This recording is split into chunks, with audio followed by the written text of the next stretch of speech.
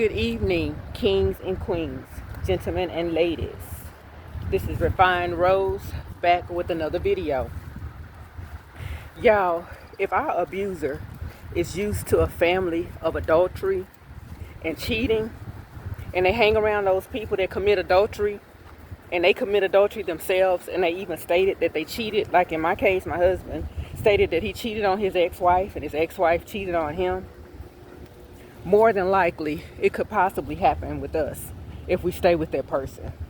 And then if we catch them and they make excuses, it won't happen again. But we never catch them, but we got that gut feeling because they're always on the phone with their best friend, or they're on the phone with their ex-wife, or my husband's ex-wife used to go with him to make tamale deliveries.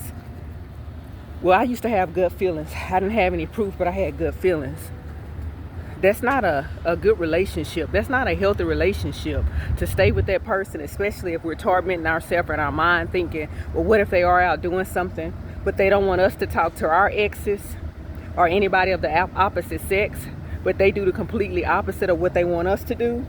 And especially his oldest brother, we're just going to say her name is Sean. How can I explain this?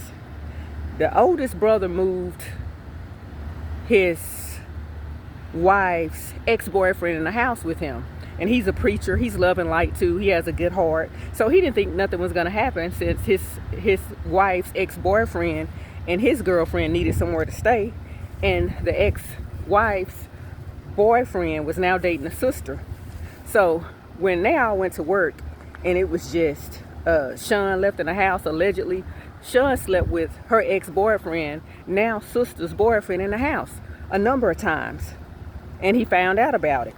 And his brother talked about him so bad, like, how stupid can you be for letting your ex-wife move her boyfriend in there, even though that the ex-boyfriend is now dating the sister.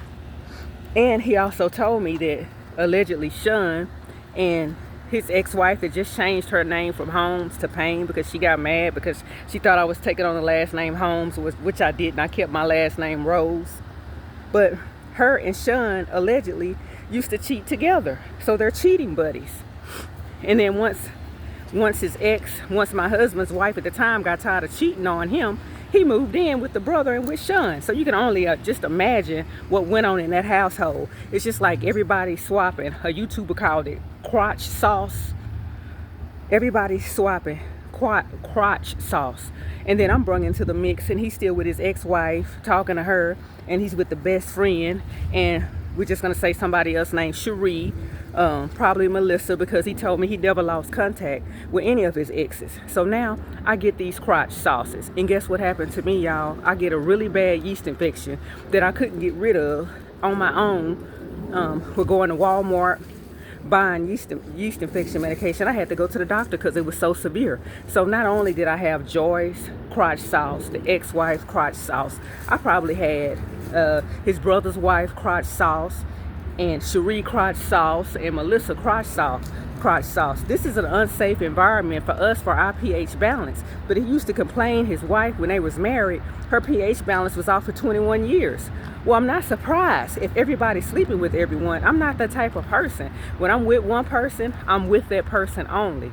So it's better to be safe and get out of that relationship before they give us something that we can't get rid of, and let them sleep with each other and have fun, because we don't know who's sleeping with each other. Just like my husband would go over to his son's house, and his son had a baby from a non-black woman who they praise because they don't like brown. I mentioned in other videos, they don't like anything that's brown and past brown. And my husband used to come back home with plates from his girlfriend, and he'd be at work, and he'd be sitting at the house over there with her. So who knows who the baby's father really was until they had the DNA test, because my husband said she was sleeping with her stepdad, and her mom didn't even know about it. And the mom and stepdaddy split up. Nobody wanted to talk about the circumstances of the split. And she's a grown woman in her 20s living with her stepdad, walking around the house half nude. So when she would get mad at my stepson, yes, I say my stepson because we're still married, she'd go over there with the father-in-law. Or she'll call my husband. She had his number. She'll call my husband, and they'll talk about his son and how he would bathe in her spit Because when she would get mad at him, she would just spit on him, and he thought it was okay because it was non-black spit. I can't make this shit up. The delusion runs deep, y'all. The delusion runs deep. If you going into a family and they have a fuck fest, that's not good, because they're gonna bring somebody else's germs back home to you. That's all I have for now. Refined Rose out. Bye for now.